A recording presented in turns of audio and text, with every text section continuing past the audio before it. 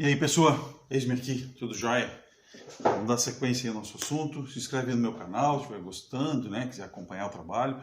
Quiser dar uma curtida aí também, fico satisfeito, né? Se não gostou de alguma coisa, me manda uma informaçãozinha aí, né? Para que eu possa saber o que pode melhorar. De repente a luz não tá legal, esse modelo não tá legal. Para eu saber. Se também não quiser, paciência, né? Vida que segue. Tem um monte de coisa aí acontecendo. Fica bem aí, tá? Olha só, dinâmica impulsiva. A gente vai ver uma dinâmica impulsiva 1, a primeira parte, que é conceituar as duas grandezas importantes desse assunto aqui, que seria a quantidade de movimento e impulso. Então vamos dar uma olhada no que trata cada grandeza dessa, né, no conceito delas. E sabe assim, ó, na física a gente não inventa nada. Na física a gente vai criando coisas para explicar o que já existe, né? E aí em algum momento alguém observou isso, desde a gente pensar lá antigamente, deixa eu só ajeitar aqui. O Aristóteles já falava em inércia, né, nas suas concepções, um gênio absoluto também. Aí a gente avançar muito no tempo, assim, vamos chegar no Galileu, um outro cara que falou bastante de inércia, conseguiu explicar isso. A primeira lei de Newton, né, quando ele escreve a primeira lei, baseado no que o Galileu, assim, que estava mais próximo dele, 100 anos de diferença, que estava conseguindo resolver isso e aplicar coisas desse jeito. O corpo, se ele não tiver a presença de agentes externos, ele vai continuar no seu estado cinemático. Então, se ele estiver em repouso, ele vai ficar em repouso. Se ele estiver em movimento retilíneo uniforme, ele vai ficar desse jeito. Então, a partir daí que vem essas relações. Um outro cara que escreveu bastante coisa foi Descartes, né? Que escreve plano cartesiano. Você deve ter brincado de batalha naval. A ideia do Descartes era essa, uma batalha naval, você conseguir dar um eixo X, um eixo Y e conseguir posicionar um ponto, assim, estou a 40 centímetros para cá, a 30 centímetros para cima, cheguei nesse ponto aqui. Então essas coordenadas, esse plano cartesiano, vem do René Descartes, né? Do cara do penso logo existo lá, né? Então tá. Essa dinâmica impulsiva ela vai tratar de duas grandezas, quantidade de movimento e impulso. Então, o que vem a ser a quantidade de movimento do corpo. Vamos imaginar aqui, ó, tenho dois objetos, dois carrinhos se deslocando, né? E aí, você peguei na internet, achei bonitinho, achei simpático esses carrinhos aqui, né? O caminhozinho e o carrinho. Ambos estão andando a 72 km por hora. E eu quero colocar um anteparo aqui, ou seja, uma parede. Aí esses dois vão colidir na parede, então vou fazer uma colisão experimental para testar se o airbag funciona direito. Aí como se faz isso? Você bota um protótipo lá dentro, um manequim, como uma pessoa, uns movimentos semelhantes ao movimento de uma pessoa, articulação do pescoço principalmente, né? Para ver se não dá esse chicote, se não quebra a cervical. E essa articulação toda que vai ter aqui, você coloca os dois com a mesma massa, então 70, 80 kg, vai ser atribuído lá, vai ter planilhar, se for 70, se for 80, se for 90, daí alguém vai ficar planilhando isso, e eles vão colidir, e ambos vão parar num tempo igual a 1 segundo. Ou seja, o tempo de colisão dos dois vai ser igual a 1 segundo. Aí a pergunta é, qual dos dois causa um estrago maior na parede? Esse estrago maior na parede vai estar associado a alguma grandeza. Imagina, você observa duas bolas de boliche, não sei se você já jogou boliche, mas pensa assim, né? Lá tem, quando você vai jogar boliche, vem uma bola número 4, número 6, número 8, número 10, número 12. Elas são todas do mesmo tamanho, olhando assim, elas são do mesmo tamanho. Só que à medida que vai aumentando o número, ela vai ficando mais pesada. O que significa ela ficar mais pesada? Com mais inércia para a gente. Essa maior inércia está associada a quê? A você lançar as duas bolas, ambas com a mesma velocidade, só que uma leve e a outra mais pesada. Se ambas tiverem a mesma velocidade, a bola mais pesada vai conseguir derrubar mais pinos. Se baterem no mesmo lugar, considerando que todo o restante foi igual. Bateu no mesmo lugar, tem a mesma velocidade, foi jogado no mesmo trilho, mesma pessoa que jogou, então o efeito da bola é o mesmo. Vamos desconsiderar esses fatores diferentes aí. Então, aqui vai causar mais estrago é a bola que tiver maior massa. Porque a grandeza que interessa nessa colisão não é nem a massa dele, que essa massa é maior do que essa, e nem a velocidade. Eu poderia fazer assim, eu vou jogar bolas com massas diferentes, massas iguais, porém com velocidades maiores. Então, a que tiver maior velocidade vai causar um estrago maior. Mas é possível, por exemplo, fazer assim, ó, pegar a bola mais leve e jogar com uma velocidade maior do que a bola mais pesada e ela causar um estrago maior. Então, a grandeza, a quantidade de movimento vem para resolver isso. Ó. O que vem a ser a quantidade de movimento de um corpo? Vou imaginar aqui uma trajetória qualquer. Essa bola que eu falei antes, né, ela está andando aqui, está girando. Não vem ao caso isso agora, ó, tem uma velocidade v. Então não interessa nem a sua massa e nem a sua velocidade isoladamente para saber qual derruba mais pino. O que vai interessar vai ser essa grandeza aqui, quantidade de movimento. Eu já vou desenhar aqui, ó, para você já se familiarizar com ele. Vai ser um P. A letra que representa a quantidade de movimento para a gente agora é P. Mudou em todos os formulários, assim. E qual a definição de quantidade de movimento? Esse P é o produto da massa pela velocidade. É uma grandeza vetorial, então, né? Então, ela tem uma velocidade, é uma grandeza vetorial. Massa é uma grandeza escalar, quantidade de movimento vai ser uma grandeza vetorial, que preserva a mesma direção e sentido da velocidade. Então, ela vai representar, de uma forma um pouquinho mais completa, a quantidade de movimento de um corpo, né? A inércia desse corpo, ou seja, a capacidade de, ao colidir em alguma coisa, causar um estrago. Dá para entender, não é uma definição formal isso. O conceito de quantidade de movimento é massa vezes velocidade. Ponto. Encerrado o assunto. Agora, a compreensão do que significa isso, né? A ideia, para que serve essa grandeza, serve justamente para isso. Dada uma colisão, quem vai ganhar nessa colisão? Então, um dos fatores vai ser quem tiver maior quantidade de movimento. Cuidado com a energia cinética, para não atrapalhar. Esse assunto aqui, essa grandeza, ela foi criada antes de energia, né? Então, não se tinha ainda energia associada ao sistema. E se você tiver lembrado aí, energia cinética não é parecido, mas depende dessas duas coisas também, só que lá tem um V ao quadrado, né? Então, na energia, a velocidade tem um peso maior do que a massa. Na quantidade de movimento, não. As duas têm a mesma coisa. Se você observar aqui, ó, se eu pegar um objeto agora que tem o dobro de massa, mas ande com a metade da velocidade, vamos desenhar isso aqui, ó. Eu pego um corpo aqui, A, ele tem 4 kg e ele anda a 2 metros por segundo. Ele vai colidir com o corpo B, que tem 2 kg,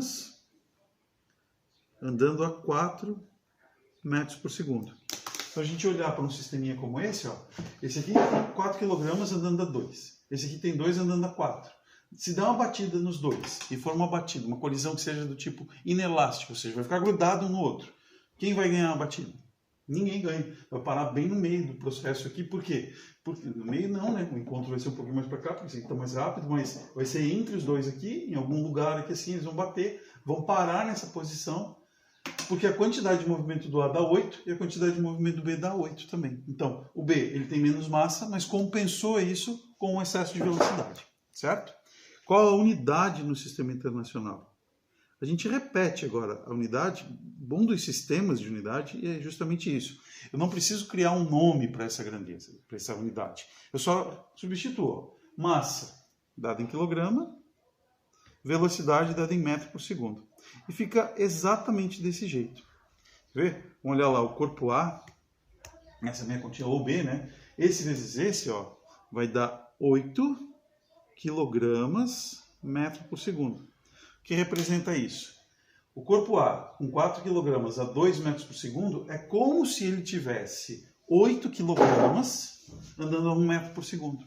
Na hora que você faz isso, você consegue transformar a massa que ele tinha, a velocidade que ele tinha em massa, como se a gente fizesse isso, jogasse essa grandeza para dentro dessa. E aí, 8 kg a 1 metro por segundo. E é o significado dessa grandeza em unidade, não tem nenhum nome associado a ela. Beleza? Então esse é o primeiro conceito que você precisa saber. Aqui o significado, já acabei falando isso tudo, né? Então tá. Impulso. O que vem a ser a grandeza chamada impulso. Imagina o seguinte comigo aqui. Ó. Vamos pegar uma situação A. Deixa eu ver se está na cor que eu quero. Não, errei, era azul. Tem uma situação A. Ó. Tem uma bolinha que estava andando a 2 metros por segundo. Depois de um certo tempo, ela passa a andar a 8 metros por segundo. Daqui para cá, mudou a quantidade de movimento do corpo? Mudou. Considerar que a massa seja a mesma. Ele tem uma massa aí e uma massa aí. Então ele tem 2 kg, 2 kg. Pronto. Então, mudou a velocidade do corpo. Se mudou a velocidade do corpo, significa que mudou a quantidade de movimento do corpo. E aí o Newton, ele definiu isso. Ele fez uma definição. O que vem a ser a força que você exerce sobre o corpo? Porque a gente acaba dizendo assim, que você tenha muita força, né? Ou tenha força. É assim, no sentido que Deus te acompanhe. Não sei se você já acompanhou Star Wars, né? Daí eles falam lá, que a força esteja com você, né? A força esteja com você não é que você vai ter força. É assim, que a energia esteja com você, seria bom. Aquele lá no sentido assim, que Deus te acompanhe, meu filho, né? Que a voz fala, a mãe fala. Então, ninguém tem força, mas consegue aplicar uma força. Aplicar uma força de que jeito? Para quê? Para mudar a quantidade de movimento. Então o Newton ele define isso. Ó. Quando você tem uma mudança na quantidade de movimento de um corpo, o agente físico capaz de fazer essa mudança é a força, em função do tempo. Então, força é aquela grandeza física que muda a quantidade de movimento em função do tempo, certo? Quer ver? Eu vou mudar aqui, eu vou te dar uma pausa, se você quiser anotar. Momento da pausa no vídeo. Isso aí, então. Agora eu vou apagar tudo aqui, ó. Se eu fizer uma letra B assim, tinha uma bolinha andando para cá, com a mesma massa M, 3 metros por segundo, desculpa. Aí ela vai chegar num outro ponto, ó, e vem para cá, andando a 3 metros por segundo também, com a mesma massa M. Aí que eu te pergunto, ó, daqui para cá, mudou a velocidade? Mudou, porque velocidade é uma grandeza vetorial. Então ela tem módulo, direção e sentido. O módulo não mudou. Então é 3, 3. Só que variou direção e sentido. Eu estava na diagonal para cima e para a direita, agora está na diagonal para baixo e para a direita. Então houve uma variação da velocidade. Se aconteceu isso, variou a quantidade de movimento. Você lembra lá que pegou a MV? E ainda, ó, saber que é uma grandeza vetorial é fundamental. Porque se mudar qualquer característica desse aqui, muda esse aqui. Então, existe uma força fazendo isso. Entendeu? Então, vou repetir até que fique isso como um mantra, assim, né? O que vem a ser uma força? Força é um ente físico capaz de variar a quantidade de movimento de um corpo em função do tempo. Isso, uma definição do Newton. Newton define como sendo isso. Beleza? Vou te dar mais uma pausa para você poder anotar. Essa é a pausa.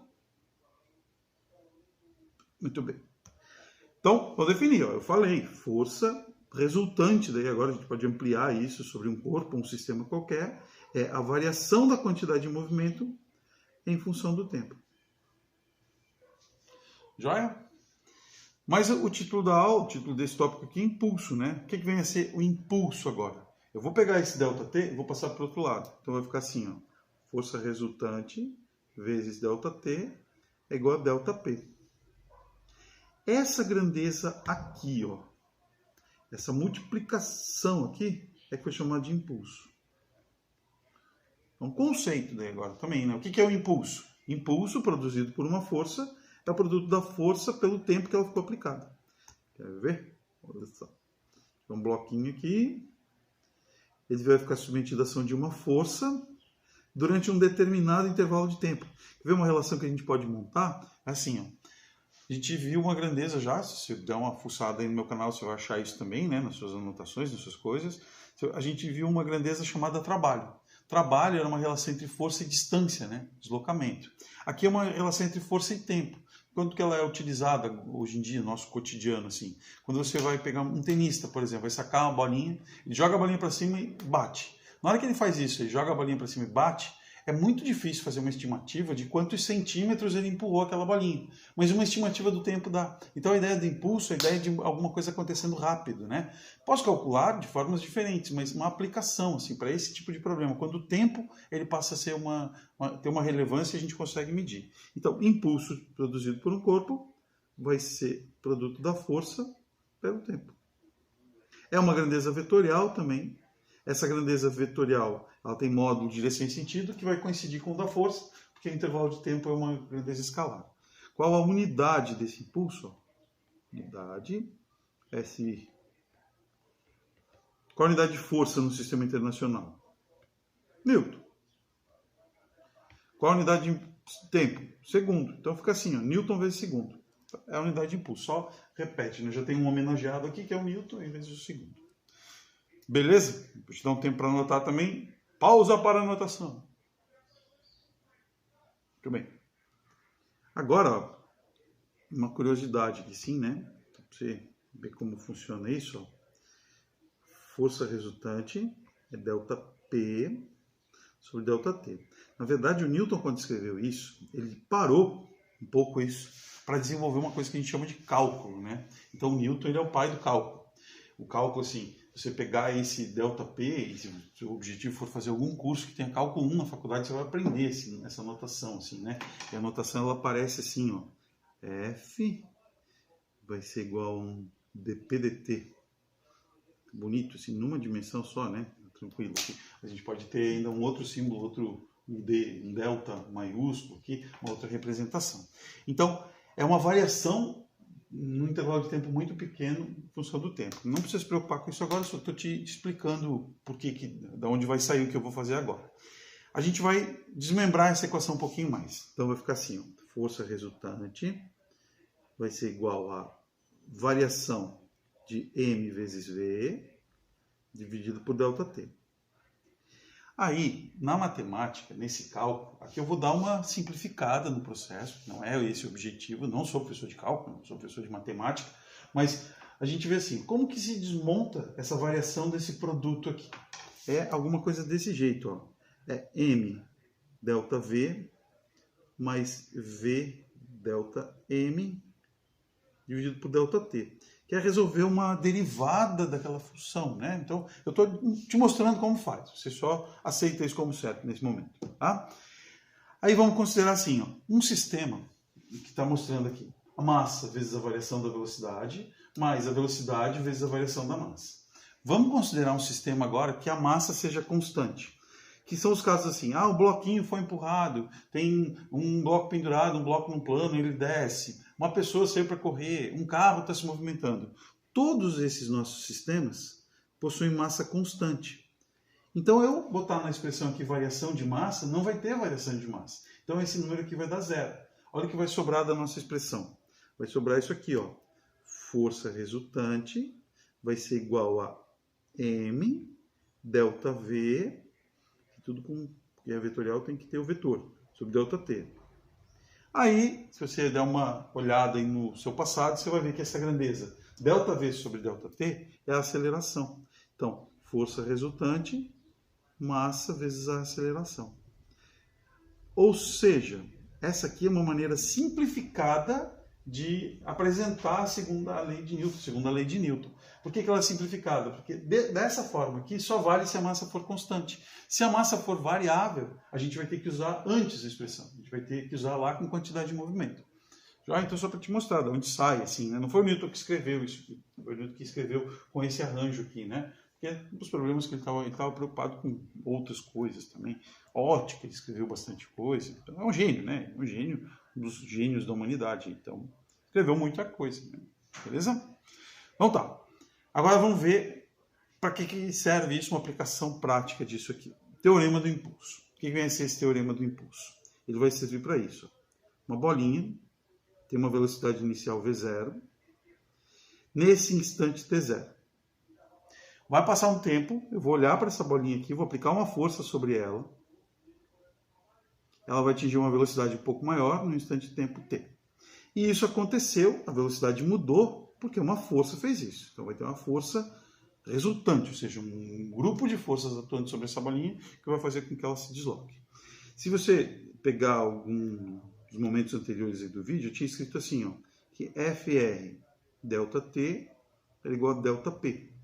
Tinha escrito isso, né? Para definir o impulso. Isso aqui era impulso. Então o teorema do impulso já está pronto. Impulso é a variação da quantidade de movimento. Ou seja, quando você aplica uma força sobre o corpo, você provoca uma variação na velocidade dele. A gente associa isso. Força produz aceleração. Quando a gente realiza trabalho, ele provoca uma variação de energia. Quando a gente realiza impulso, ele provoca a variação da quantidade de movimento. Então, ó, força com aceleração, trabalho com energia, impulso com quantidade de movimento. E uma variação do outro, né? Então, uma forma de calcular impulso, a gente já tem duas maneiras então de calcular impulso. Quais são elas? Impulso é a força vezes o tempo, então vou botar F ΔT. Impulso também pode ser a variação da quantidade de movimento. E ainda um detalhezinho, uma observação, ó, que se a gente tiver um gráfico da força em função do tempo, o impulso vai ser a área abaixo do gráfico. Então, impulso é igual a área. Como a gente já fez no trabalho, já achou deslocamento lá em gráfico de velocidade, então já tem uma série de de elementos aí, que a gente já usou esse tipo de propriedade, né? Joia?